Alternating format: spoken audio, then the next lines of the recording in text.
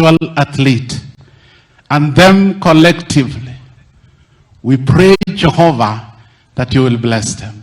Shake the heavens and cause them to succeed. We declare here and now that victory and success will be their portion in the name of Jesus.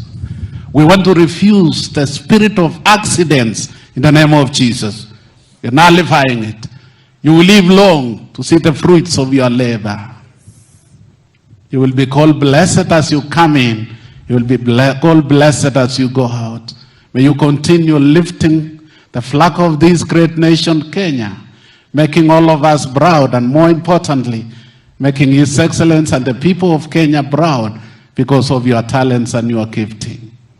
We bless you for all the plans that you have.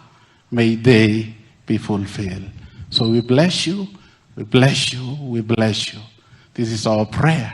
Even as we eulogize, as we remember the sudden demise of Kelvin, we pray that another Kelvin who will break and shatter the records in whatever field through you shall come to pass. May you be blessed. In the name of God, the Father, the Son, and the Holy Spirit. Tumpigie Yesu makofi. Asante sana. You can now stand. Tusimame tafadhali. Asante sana. Thank you so much. Thank you. Asante Baba Askofu. They are saying they have a song or a chorus. Is there any? Asante sana.